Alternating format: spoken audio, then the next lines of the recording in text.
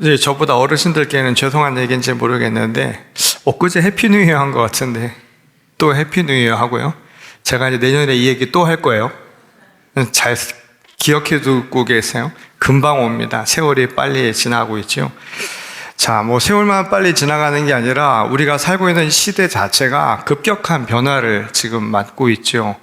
AI라고 하는 것이 나타나면서 우리가 생각하지 못하고 있는 과학 기술, 또 그것으로 인한 사회적 환경 자체도 변화되고 있습니다. 근데 그러한 사회적 변화가 그냥 물질적인, 그러니까 눈에 보이는 것만이 아니라 보이지 않는 우리의 정신 세계도 영향을 주고 있지요. 그래서 우리가 살아가고 있는 체제의 질서라든가 때로는 우리의 가치관 또는 세계관이라고 하는 것들도 그런 변화 속에서 혼돈을 거듭하고 있는 게 오늘의 현실인 것 같습니다. 그러다 보니까 어떤 하나만 가지고 우리가 살아가는 세상을 이야기하기가 굉장히 어려운 시대라고 할 수 있어요. 우리가 오늘날 보고 있는 현실을 보면 어떤 하나의 가치 원리, 심지어는 하나의 법적 질서라고 하는 것들도 사람들이 잘 따르려 하지 않는 그런 혼돈의 사회를 우리가 살아가고 있지요. 물론 다양성이라고 하는 것은 존중받아야 마땅한 것이고, 그것이 서로 잘 화합이 되고 조율이 잘 되면 아마도 세상은 우리가 생각하는 것보다 더 풍요로운 세상을 맞이할 수 있을 겁니다. 근데 문제는 소통이 잘 되지 않고 자기 것만 주장하게 되고, 또 자기가 믿는 바 또는 자기의 신념이라고 여기고 있는 것만을 모든 것의 정답이라고 생각하는 순간부터 세상은 말 그대로 엉망이 되기가 꽤 크죠. 그런 점에서 보면 우리 시대를 어떻게 살아갈 것인가, 어떻게 조율하며 살아갈 것인가에 대한 질문을 하지 않을 수 없습니다. 그리고 그것은 하나님을 믿는 그리스도인으로서 오늘 우리 시대를 우리는 어떻게 지금 이해하고 또 어떻게 받아들이고 또 새롭게 시작하는 이 한 해를 어떤 방식으로 살아갈 것인가에 대한 질문을 갖게 만들지요. 어느 때보다 오늘 우리 시대는 예수님의 말씀처럼 깨어있으라고 하신 그 말씀이 아주 필요한 시기인지도 모르겠습니다.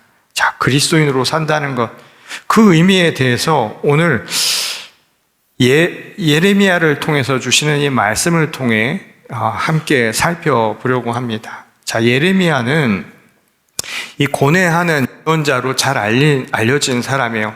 저도 눈물이 많지만 그래서 눈물의 예언자라고도 이야기하죠. 왜냐하면 예레미야는 물론 다른 선지자들도 동시대를 살기는 했지만 실제로 그 시대의 모든 아픔을 함께 겪었던 사람입니다.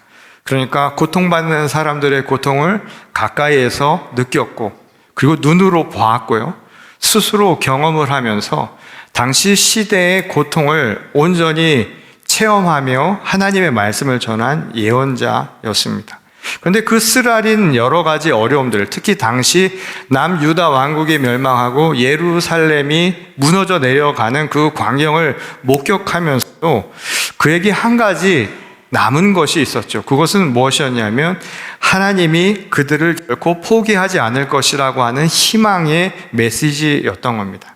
실제로 바벨론으로 인해서 나라 전체가 쑥대밭이 되어버렸죠. 그리고 사람들은 뿔뿔이 흩어져 버렸습니다. 우리가 디아스포라, 그러니까 흩어져 살아가는 유대인들이라고 생각하는 그 개념이 바로 이때 생겨난 거예요. 유대인들이라고 하는 개념도 바로 이때부터 발생을 한 것이죠. 남유다 왕국이 바벨론으로부터 멸망하고 포로로 잡혀가고 사람들이 살 터전을 잃어버리면서 흩어져 살아가게 되었던 거예요. 자, 나라를 잃어버리면 굉장히 힘들어요. 자, 부모가 내 곁을 떠나가 버리면 아이가 어떤 세상을 마주할지 생각만 해도 끔찍하죠. 나라 잃어버린, 또 민족의 정체성이 무너져 버린 이스라엘, 특히 남유다 왕국의 상황이 딱 그러했다는 겁니다. 무엇보다 그들에게 정말 힘든 것은 그들의 정신적 지주예요. 말하자면 성전이 무너져 버린 겁니다. 그들에게 성전은 그냥 건물이 아니라 하나님이 그들과 함께 계시다는 증거예요. 확신이에요.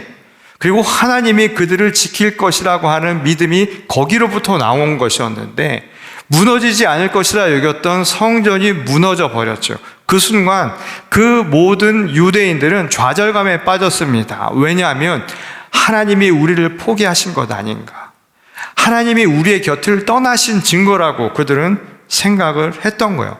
결국 그들에게 남은 건 좌절감, 그리고 삭막한 현실만이 그들에게 남은 것이었지요. 그런데 예레미야를 통해 하나님이 전하신 말씀은 이 전쟁과 굶주림으로 이 살고를 찾아 흩어진 이스라엘 백성들을, 유대인들을 다시 모으시겠다는 겁니다. 그리고 이전처럼 회복시켜 주실 것이다. 그리고 나아가서 그들을 다시는 강한 자의 손에 넘어가지 않도록 지켜주실 것이라고 다짐을 해주신 거예요.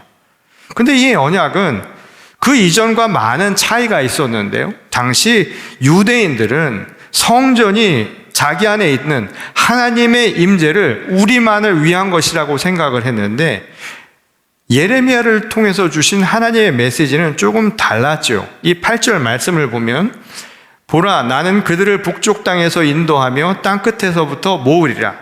그들 중에는 맹인과 다리 저는 사람과 잉태한 여인과 해산하는 여인이 함께 있으며 큰 무리를 이루어 이곳으로 돌아오리라. 자, 이 이야기는 하나님께서 이제 그들에게 다시 회복시켜 주실 그 세상의 모습을 이야기하는데, 그 대상이 유대인들이라고 하는 혈통으로 난 자들에게만 해당되는 것이 아니라 신체적으로 부자유한 자, 그리고 누군가의 도움이 필요한 자로 대표되는 모든 사람들을 다 포함한 것이라고 이야기를 하고 있는 겁니다. 그러니까 여기서 말하는 흩어진 사람들이라고 하는 것은 말 그대로 중심에서부터 벗어난 이들을 모두 일컫는 말이라는 것을 알 수 있죠. 요즘에 그런 말 있죠. 인싸. 그리고 또 뭐 있죠? 반대가 뭔가요, 그러면? 아싸. 이게 무슨 말인가 헷갈리는 분들. 아싸는 알아요. 아웃사이더 맞죠? 인싸는 그러면 뭐 인사이더겠네요. 그러니까 흩어진 자들은 아웃사이더. 그러니까 세상의 주변부에 있는 벗어난 모든 사람들을 일컫는 말이었던 거예요. 물론 그 말은 강한 제국의 폭력 앞에 무너져야 했던 약소국, 약소민족도 그 안에 포함됐겠지만, 이 이야기의 핵심은 시대를 초월한 것이죠. 그러니까 모든 시대를 초월해서 주변부에 흩어져 살아가는 아웃사이더들, 그리고 그런 민족들에게 다 해당되는 말씀이라는 것을 알 수 있는 거예요. 자, 그런 점에서 보면 우리 시대에도 아웃사이더들이 있어요. 분쟁 지역에서 포화로 가족을 잃어버리고 자기 삶의 터전을 잃어버리고 떠도는 난민 같은 분들이 있죠. 한번 생각해 보십시오. 아마 이 중에는 예전에 그런 경험을 하셨던 세대들도 계셨을 거예요. 모든 것을 잃어버리고 떠돌아야 했던 난민들, 경제적 결핍으로 인해서 삶의 자리에서 내쫓긴 사람들이. 저는 한동안 한국 사회에서 이 외환 위기가 일어나서 사람들이 길거리에 몰려져 있었던 그 광경을 아직도 잊을 수가 없어요. 서울역 시청역에 저처럼 양복을 입고 누워있는 사람들이 저 끝에서 끝까지 누워있던 그런 시절이 있었습니다. 불평등과 차별로 인해서 삶의 주변부에서 벗어나 살아가고 소외된 채 살아가는 수많은 사람들이 있죠.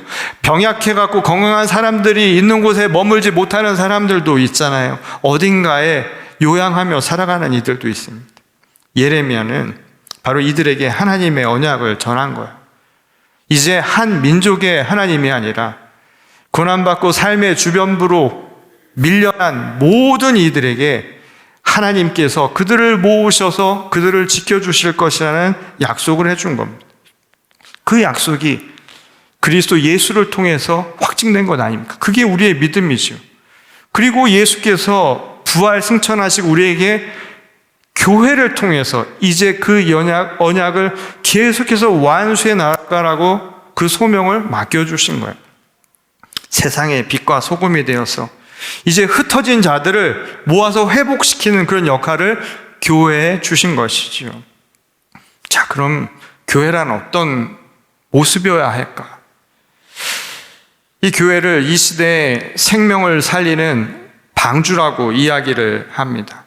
이 생명을 실어 나르는 방주가 그 역할을 다하려면 기본적으로 방주 자체가 튼튼해야 되는 것은 당연한 일이겠죠. 가라앉지 않도록 물 셀 틈이 없어야 될 것이고, 또 오랜 항해를 하는 동안 버틸 수 있는 내구성을 갖추어야만 하는 거예요. 교회도 마찬가지입니다. 흩어진 이들을 모아서 회복시키는 역할을 할 수 있는 교회가 되려면 바로 이 모습을 갖춰야 한다는 거예요. 자, 그런데 오늘 예레미야는 그것을 알 수 있는 한 가지 바로미터가 있다라고 이야기합니다. 그게 바로 기쁨이라는 거예요. 이 개인의 신앙이나 교회의 건전성이라고 하는 것은 그 안에 기쁨이 있는지를 보면 알 수 있다는 거예요. 그리고 그 기쁨이 어떤 기쁨인지를 보면 분명하게 드러난다는 거 얘기를 하는 겁니다. 정말 신앙적으로 기뻐서 나오는 그 기쁨은 이 감각적으로 잠시 즐거운 느낌, 그리고 사라져버리는 것과는 차원이 다른 거라는 것을 알 수가 있죠. 본문 12절을 보면 곡식과 새 포도주와 기름과 어린 양의 떼와 소의 떼를 얻고 크게 기뻐하리라는 구절이 나옵니다. 자, 이 말씀을 보면 일면 어떻게 들리냐면 뭔가 축복을 받아서요. 그러니까 물질적인 축복을 받아서 사람이 기뻐한 것처럼 이야기하지만 이 맥락이 전혀 다른 거예요. 흩어져 살던 사람들에게 가장 힘든 것이 무엇이냐면 당시 유대인들에게 가장 힘들었던 것은 하나님이 그들을 떠났다라는 그 사실입니다. 하나님이 떠났기 때문에 그 나머지는 다 부수적인 거예요. 내 구원이라고 하는 가장 근본적인 목적이 사라진 뒤에는 나머지는 다 부수적인 거예요. 그러니까 그 부수적인 것을 얻었다고 해서 기쁜 게 아니라 지금 이 이야기를 한 것은 뭐냐면 하나님이 다시 내게 돌아오셨다는 것, 하나님의 임재 때문에 기쁘다고 고백한 내용임을 알 수 있는 겁니다. 예를컨대 말이에요, 돌아가신 부모님이, 내 사랑하는 사람이 다시 나를 찾아왔다고 한번 가정을 해보세요. 그래서 어릴 때처럼 내게 먹을 것도 주고 또 가진 무언가를 주었다고 한번 생각을 해보십시오. 여러분들이 기쁜 이유가 뭘까요? 그걸 받아서 기뻤을까요? 아닐 거예요. 우리가 기쁜 것은 내 사랑하는, 내 간절하게 내 삶의 근원이라고 여기는 그가 내 옆에 있다는 그 사실 때문에 기쁜 것이겠죠. 바로 그 이야기를 하고 있는 겁니다. 하나님의 사명을 받은 교회도 마찬가지라는 거예요. 교회가 기뻐하는 이유가 뭐냐는 거예요. 교회 건물이 커지고 여기에 우리가 가진 교회의 보유 자산이 늘어나서 기뻐지는 게 아니라는 거예요. 건강한 교회라면, 그래서 진정한 방주의 역할을 하는 교회라면 기뻐하는 이유는 다른 게 아니라 하나님이 바로 이곳에 우리와 함께 하심을 믿고 있기 때문이라는 겁니다. 하나님의 임재 때문에 우리가 기쁜 거예요. 우리가 찾아야 할 것은 하나님의 임재라는 거예요. 그러니까 자꾸만 보여지는 무언가를 볼 필요가 없는 거예요. 그것은 세상 속에서 하는 일이고, 진정한 교회가 되려면, 건강한 교회가 되려면 하나님이 우리 가운데 계시다라는 그 확신이 있어야 되는 겁니다. 그리고 그 은혜를 사모하기 위해 찾아온 영혼들을 구원하는 것, 그게 우리의 목적이 되어야 한다는 거예요. 그런 의미에서 예레미야는 13절을 통해서 그렇게 건강한 교회가 될 때, 우리가 건전한 신앙인이 될 때 나타날 일들을 이렇게 이야기합니다. 내가 그들의 슬픔을 돌려서 즐겁게 하며 그들을 위로하여 그들의 근심으로부터 기쁨을 얻게 할 것입니다. 그때 처녀는 춤추며 즐거워하겠고 청년과 노인은 함께 즐거워하리니 슬픔을 돌려서 즐겁게 하며 그들을 위로하여 그들의 근심으로부터 기쁨을 얻게 할 것입니다. 교회가 하나님의 임재를 기뻐하고 거기서 진정한 기쁨이 나타나고 흩어진 영혼들이 와서 이곳에서 구원의 길로 초대받는 일들이 일어나는 것에서 기쁨을 얻는다면 슬픔이 기쁨으로, 고통이 치유로 바뀌는 역사가 이루어진다는 겁니다. 진짜 합력하여서 이루어지는 거예요. 저는 이 주일이 무슨 의미인가요? 주일이라는 게 주의 날이라는 말이죠. 주의 날은 부활을 의미하는 날이에요. 예수 부활을 축복하는 날입니다. 그리고 그 예수 부활의 날에 우리는 날마다 함께 기뻐하는 거예요. 우리도 그로 인해 첫 열매가 부활의 첫 열매가 되어 주신 것처럼 우리도 그를 따라 부활의 열매를 얻을 수 있다는 그 기쁨으로 노래하는 겁니다.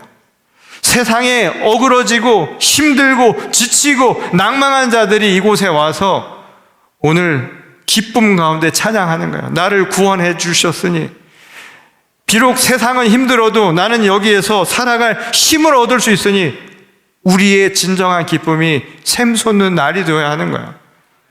그래서 여기가 에덴이에요. 성경에 에덴이 어디 있냐고 하죠.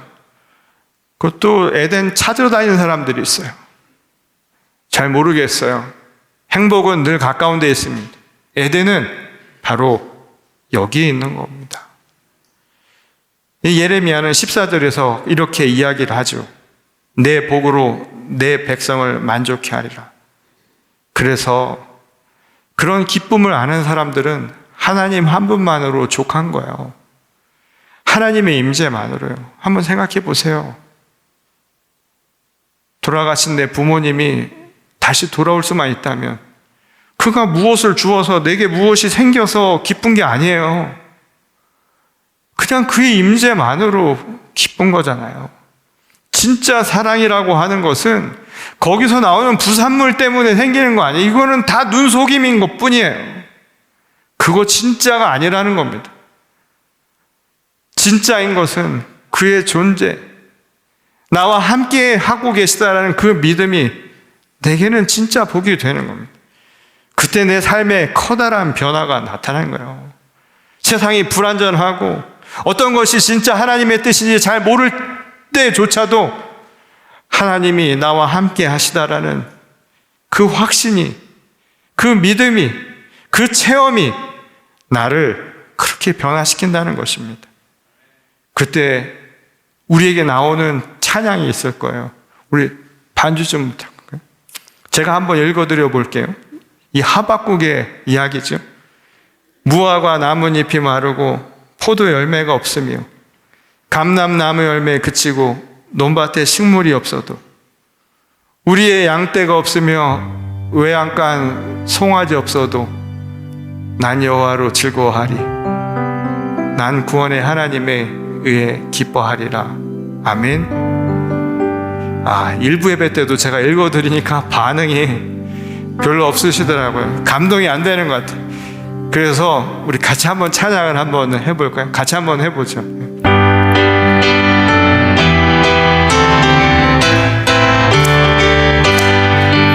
무화과 나뭇잎이 마르고 포도 열매가 없으며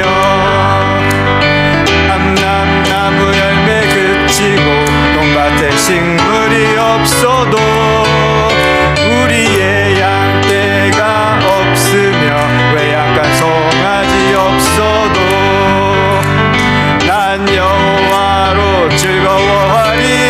난 여호와로 즐거워하리. 난 구원의 하나님을 위해 기뻐하리라. 아멘. 자, 이제 기대와 설렘을 새해를 시작했지만 분명한 건 한 가지 있어요. 현실은 뿐입니다. 우리가 아무리 기대하고 소원을 말하고 말한 대로 원하는 대로 모든 일이 이루어지면 좋겠지만 현실은 그렇지 않을 수 있을 겁니다. 즐거운 날이 있으면 또 힘들고 어려운 날도 분명히 오겠지요. 하지만 얼굴 펴고 즐거워할 일이 별로 없는 이 삭막한 현실 속에서도 여러분 이것만은 꼭 기억하라는 거예요. 뭔가 나에게 완벽하지 않더라도 모든 것이 내게 기쁨이 되는 것 같지 않더라도 우리 삶의 주인이 되어주신, 그리고 어떤 상황 속에서도 우리를 포기하지 않으시고 우리를 지키고 계실 하나님이 우리와 함께 하시다는 그 사실 말입니다. 그래서 그 희망으로 크게 기뻐하는 올 한 해를 사시기 바랍니다. 자, 이제 신년을 맞이해서 우리는 기쁨으로 주님의 이 성찬에 이제 참여하게 될 겁니다. 여러분, 성찬의 예식 동안 떡을 나누는 손길은 흩어진 자들을 하나로 모으는 하나님의 은혜를 상징하는 겁니다. 그리고 여러분들이 받아서 마시는 잔은 슬픔을 기쁨으로 만드는 것이고 갈등을 화해로 바꾸시는 그리스도의 사랑을 우리 안에 새기는 시간으로 삼는 겁니다. 자, 이제 2025년 펼쳐진 이 시간 속에 오늘 신년 성찬과 함께 하나님께서 주시는 이 희망의 메시지를 가지고 크게 기뻐하며 세상을 향해 나아가는 저와 여러분 모두가 될 수 있기를 주의 이름으로 간절히 축원합니다. 우리 다 같이 기도하시겠습니다. 우리를 지극히 사랑하신 아버지 하나님, 오늘도 주님께서 함께 하시며 힘들고 어렵고 낭망한 현실 속에서도 오직 주 하나님의 약속 하나만 의지해서 그 희망으로 하나님이 우리와 함께 하시다는 그 확신만으로도 만족하며 세상을 향해 나아갈 수 있게 하시니 감사를 드립니다. 이제 펼쳐질 시간 속에서 내게 어떠한 일이 생겨날지라도 두려워 말라, 겁내지 마라. 내가 너와 함께 하리라는 하나님의 말씀을 붙들고 올 한 해도 기꺼이 기쁨으로 열심히 살아내는 저희 모두가 되게 하여 주시옵소서. 주께서 우리에게 희망을 주시고 또 살아갈 기운과 또한 넉넉한 희망의 메시지를 주신 것에 감사드리오며 우리를 구원하신 주 예수 그리스도의 이름으로 간절히 기도드렸습니다. 아멘.